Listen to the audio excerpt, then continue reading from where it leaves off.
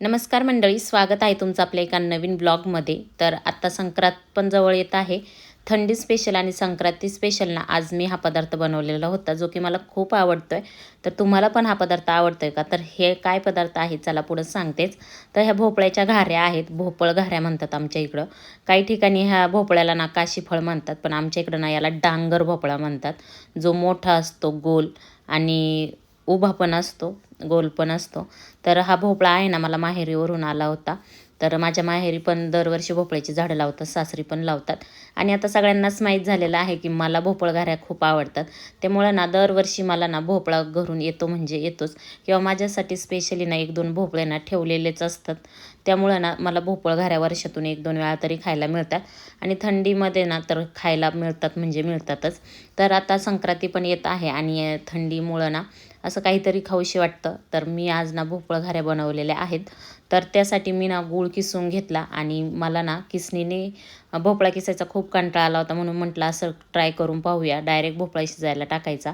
दरवेळी मी काय करते, भोपळा किसून घेते आणि मग तो परतते गूळ टाकून. आणि मला तशाच भोपळा घाऱ्या आवडतात, पण आज कंटाळा आला होता किसायचा.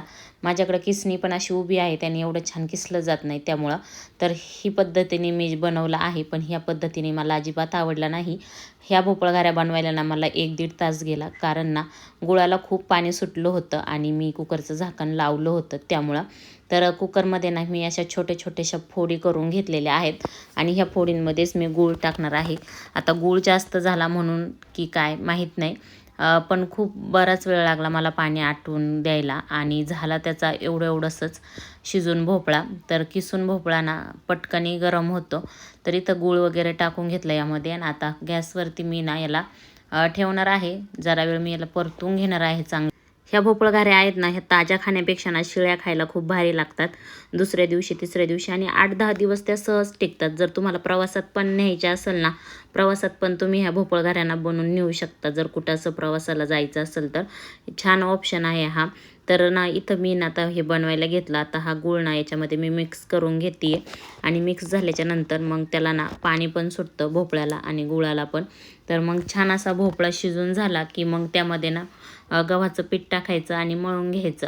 आता प्रत्येकाची रेसिपी वेगवेगळी असू शकते. आता ही रेसिपी पण माझी नाही आहे, मी बघूनच केली. आणि हे पहा, यामध्ये ना असं पाणी झालं होतं ना की तो पाण्यात भोपळा पोहतोय की काय असं वाटत होतं. भोपळा शिजला होता, पण आता ते पाणी मला ना आटून घ्यायचं होतं. मग ते पाणी ना मी आटून घेतलं आणि आटून घेतल्याच्या नंतर पहा असा हलवा तयार झालेला होता. तर असा हलवा म्हणून पण तुम्ही खाऊ शकता. तर हा भोपळ्याचा हलवा. तर ह्या हलव्याला ना मी आता काढून घेतलं. तर पायाचा कलर असा झाला होता.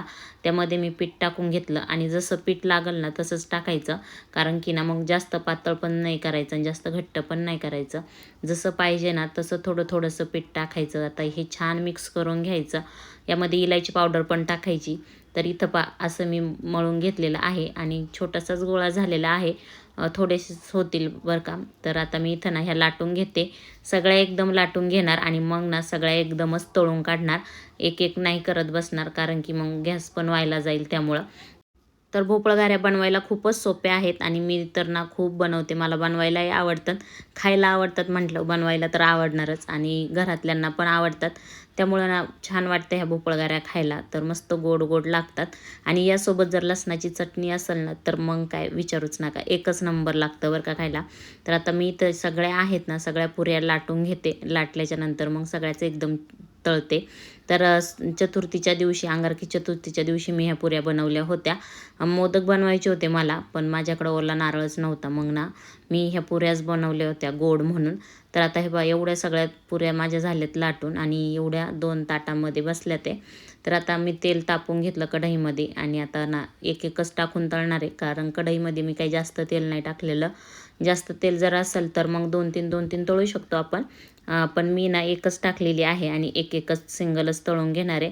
आणि छान असे टम्म फुगतात ते. खूप म्हणजे घरात ना वासच सुटलेला आहे भोपळ घाऱ्यांचा. आजूबाजूच्यांना कळणार आहे की आज माझ्या घरात भोपळ घाऱ्या तयार होतात म्हणून. याचा खूप छान आज तळताना वास सुटतो सगळीकडं ना मस्त.